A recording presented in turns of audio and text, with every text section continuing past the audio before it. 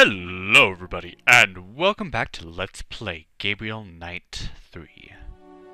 Last time we did a little bit more riddle solving, and we're going to do so again here.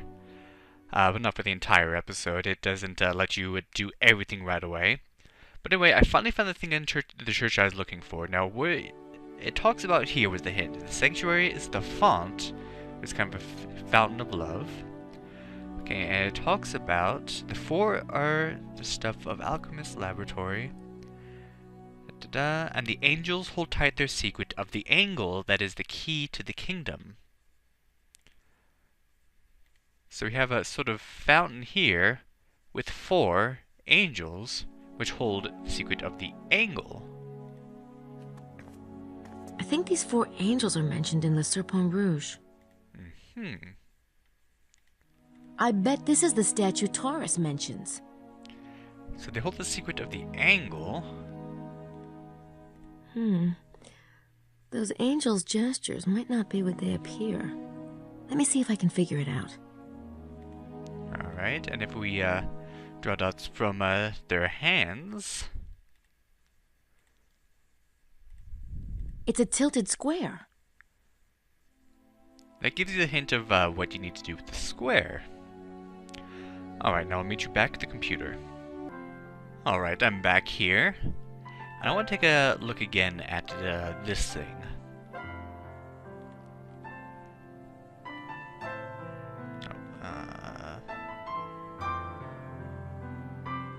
Taurus says, my friend hides the fruit among the chaff. If the blue apples bit is the fruit, perhaps the piece 681 by the cross and this horse of God part is the chaff. In other words, a red herring. So, I complete this spirit guardian, okay, that must be the square, at midday or to the meridian, blue apples. Blue apples? That's what the old lady at Chateau de Serres said to me. She meant grapes. Could blue apples be referring to vineyards? Serres itself? Okay, so yeah, it really confuses you. This is what confuses me. When he's talking about hiding the fruit among the chaff, he means he's hiding the real clues among fake clues. 681 by the cross, the horse of God, those don't mean anything. So let's look at this one more time and think on it one more time. I think Taurus wants me to lay down a line to the meridian blue apples. Blue apples has something to do with grapes or vineyards. So meridian and blue apples. We know that blue apples means grapes, which means the vineyard Chateau de Serres. So let's go back to the map.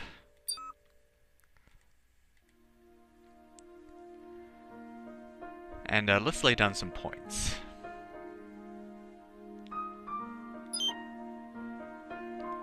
So, Chateau de Serres is right there. Let's put a point there.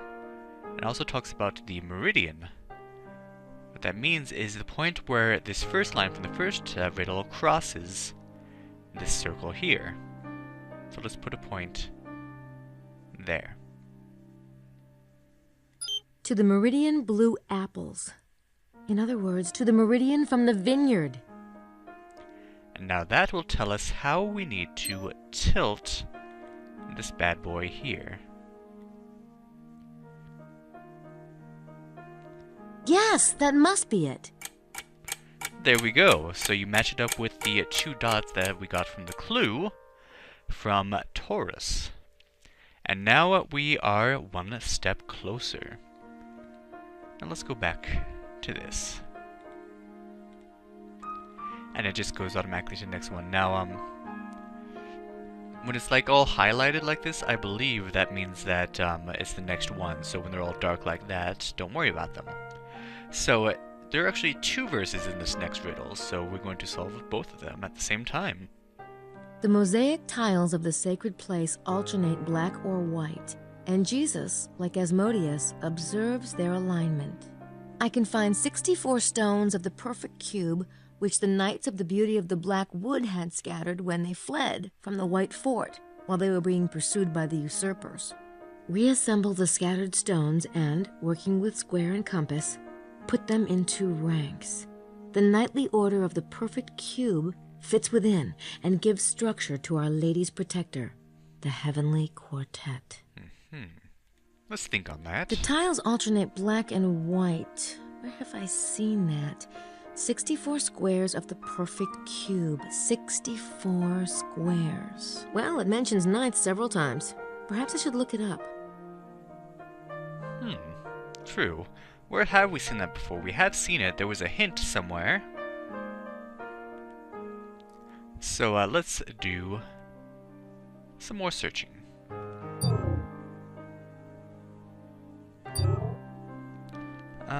Let's search Asmodeus. According to legend, Asmodeus was a demon whom Solomon tricked into guarding his temple. As such, Asmodeus is now considered the guardian of lost or hidden treasure. He is also invoked by magicians for supernatural protection of place and objects. Alright. How about duality? Duality, the Gnostic belief in the separation of good and evil, heaven and earth, carnate and incarnate. Manichaeism first expostulated the concept that all material things were, by definition, evil, including everything on earth and every human being. The king of the material realm is Rex Mundi, associated with the Christian devil. In contrast, heaven, the incarnate plane, is sinless and holy. Man's soul is incarnate, but is trapped in the mortal world of sin. It is man's task to renounce the material world and his own flesh in order to gain heaven. From this belief sprang Catharism, another major Gnostic heresy, at least according to the Pope. A similar concept of duality was later incorporated by Rosicrucians. The symbol of duality is a hexagram fashioned from two superimposed triangles, which represents the dual nature of soul and flesh. Oh, while I remember, let's exit out of Facebook so I don't get any more. There we go. See, the Cathar movement sprang to life in the south of France. Cathars were dualists. They believed that there were two powers, those of light and those of darkness. Unlike the Catholics, they believed the power of darkness to be just as strong as the power of light. For this, they were condemned as heretics and persecuted, eventually wiped out by the Roman popes. The Cathars called the power of darkness Rex Mundi, or King of the World. Rex Mundi was absolute ruler over the earth and all material things, including our bodies. For this reason, the physical body was condemned by the Cathars, and all pleasures of the flesh were to be avoided.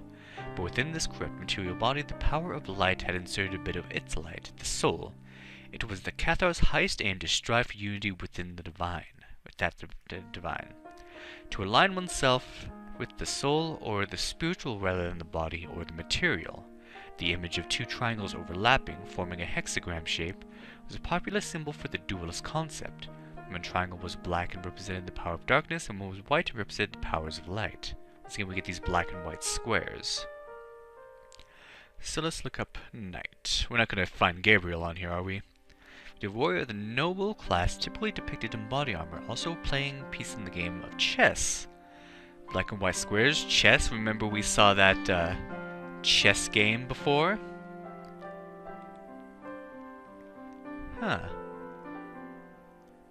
Chess is a game of strategy that has been popular for centuries. The origin of chess is believed the Persian Empire. It was imported to the West around the time of the Crusades. According to some sources, the Knights Templar were responsible for bringing the game to the West and for changing the Persian playing pieces to those that matched the medieval European courts. See also chessboard. Knights, pawns, queens, rooks. They're all mentioned in the Serpent Rouge. The 64 stones must be a chessboard. Exactly. Alright. Chessboard is a grid of alternating black and white squares, 8 per row and column, to make a total of 64 squares. The game of chess is descended from an Arabic counterpart. Its present form, with knights, kings, queens, pawns, and rooks, was adapted in the Middle Ages by crusaders visiting the Holy Land. They brought the game back to Europe in its present form. The game has many symbolic interpretations, and entire books have been written on the subject. For example, the black and white board and players are said to represent the Gnostic belief in duality that was considered so heretical in the Middle Ages. Sorry, I kind of have the hiccups right now. Okay, let's look up pawn. Pawn, the most numerous and least worthless, that's a double negative.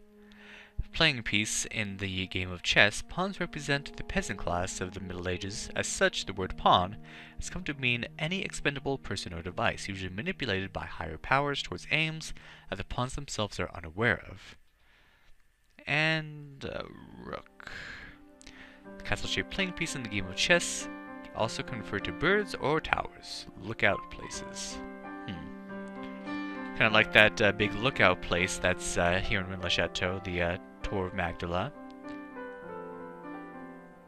So let's perhaps make a chess-like grid on that map. Main menu, there we go. Draw grid. Fill shape with 8x8. That's it! That's the chessboard. Way to go, kid. Jesus, that scared me. I thought that was my door being knocked on. Hey, Gailey. You seen Madeline? Of course. She's under my bed. Huh? Ah, you're being smart, are you? Well, I just thought she might be with that fella of yours. This is his room too, ain't it? Yes. Say, since Madeline's not around, you want to have dinner with me? No. Oh, come on. I got some celebrating to do. Hey, I'm gonna be a rich man after what I found today. You play your cards right, you might learn something. All right. I'll change and meet you downstairs. Really? Good, I'll, Perhaps you can tell us something interesting. Quit it! Knock it off! And he's drunk. Oh, she looks good in black. Is this it? Just like I said, right? You said you'd explain it to me. I just don't understand all these technical things. Shouldn't have got me so damn drunk then. Oh, come on. I'm dying to hear your theory. Now, you said this was taken by satellite? Damn right. Seismologists. Them. Right. They use radar to take satellite pictures all the time. Shows them underground faults and whatnot. No one ever thought to take one here, though, right? So when I sees one of these maps, I says to myself, John, I says, that's the ticket. And I was right, too, huh? Oh, so the radar bounces off the Earth and the echo is recorded. What? I mean, I guess. Right, right. So I pays to get one of these pictures done. And baby, I hit the jackpot. What's this dark area here? A big old hollow. What you think? Caves, right? But all connected. A huge mother. So you think this is where the treasure is? Nah, baby. The treasure's right here. Ugh! Chica!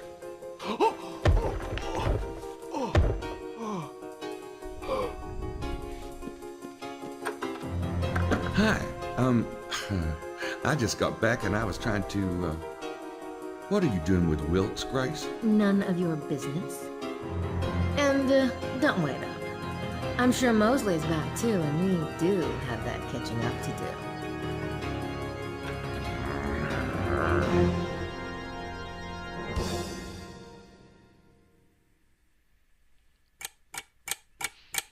Well then, that was very inappropriate of you, Wilkes. But Grace sure knows how to play the sexy female card, and kudos to her for that. Let us continue. 2 a.m., our wake-up call, because Larry Chester's getting up at that time.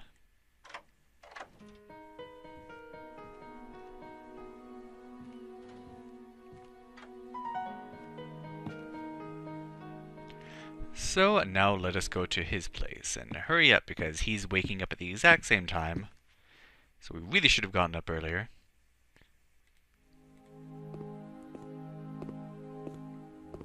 She's the night receptionist. Aw, she's so sleepy. I don't want to wake her up.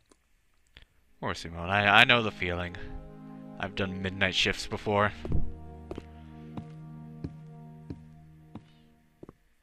Alright, I'll meet you at Larry Chester's place because Gabriel's acting drunk again. Actually, before I do that, I do want to point something out.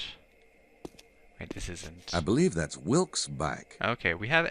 There's a bike missing, and by process of elimination, that is Mosley's bike. So where he is, that is the question. So you can make note of that.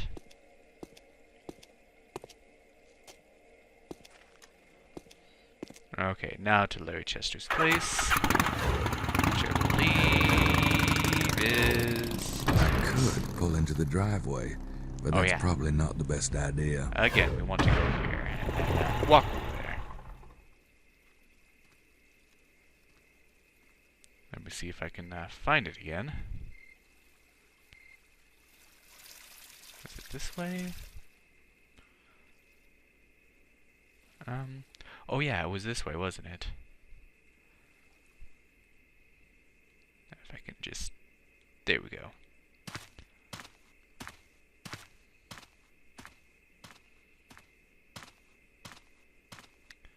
Okay, come on. And then... over here, I believe. I should lay low and see what Larry's up to. Good plan. Let's take a peek. Hopefully he's already dressed, otherwise this will be super awkward.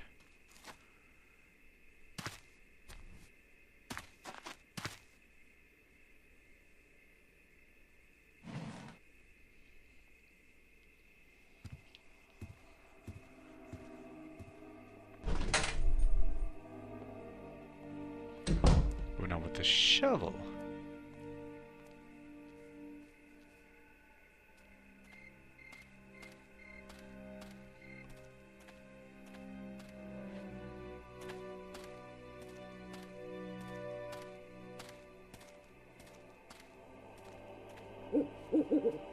That's really fortunate that it doesn't see us with us swatting in the light from the... Suspend your belief, folks. Now if his pathing algorithm takes him to the right place right away, you can see what he's up to.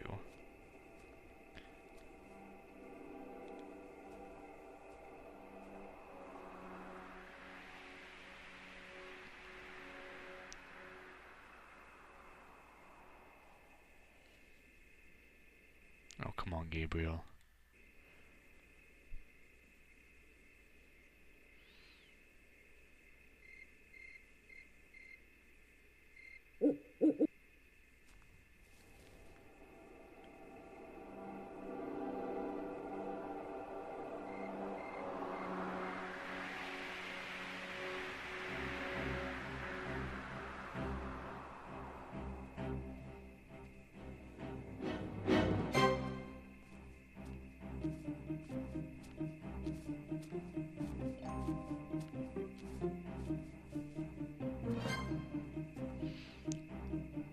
Oh geez, I was looking at the points, I think I missed one. Oh well, anyway, he, Now, what do you suppose he put in there? That is a good question. He had something under his arm when he left, and now it's not there when he comes back. Now, what do you suppose he put in there? Oh yeah, we have a shovel, don't we, that we got from, the guy.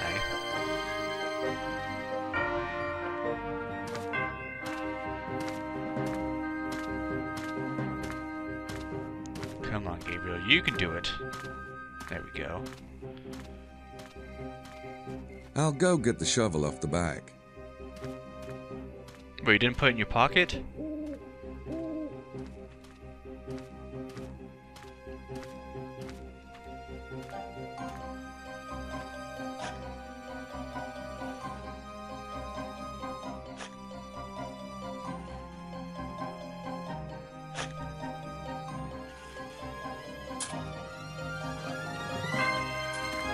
I hope it's not a dead gerbil or something. Most Holy and Sacred Bloodline by Larry Sinclair.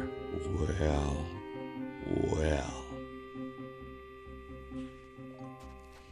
A manuscript, huh? This must be the book Larry's working on. He lied about the topic and his name. Really? This place is led by Larry Sinclair, not Larry Chester. Interesting. Well, that's what we came for, so hopefully we can just go back and go to bed. And I just went in a circle. Where is back? Wait, here. Found it, I think. There we go. I better grab the shovel. Alright, so let's get on the bike.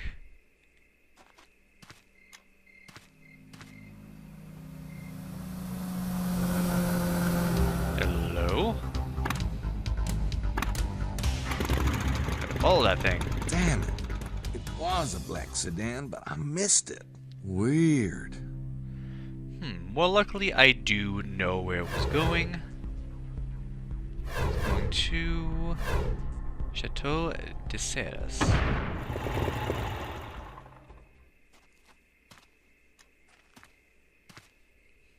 Alright.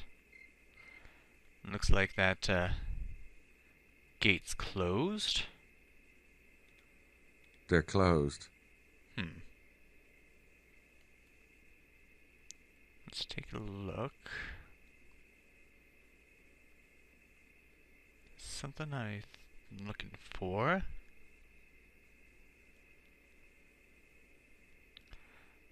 Okay, what I missed is actually back at Chester's place. I'm an idiot. Okay.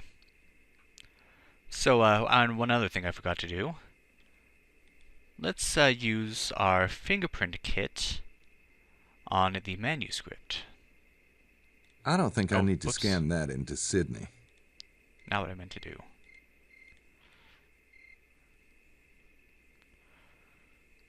So let's see. Is that it? No. There it is. I hate when they don't say, hey, a print, because I don't know if I've got the whole thing, but I'm assuming I do. So put that in Sydney. Good old plastic report covers. Alright. And there are some tire tracks right here. There are some tire tracks in the dirt. So let's make a comparison with the ones we have here. These tracks are from the two Freemasons' car, all right, which makes sense since I followed them here. Interesting. There are some tire tracks in the dirt. Alright. And can we look at some more at I think you went Chester? to bed. Ah. Well then. So, that's weird that he was hiding that manuscript. But what the heck is Mosley up to? What is he doing out so late? Well, let's go find him next time on Let's Play Gabriel Knight 3. Thank you for watching, and have a good day.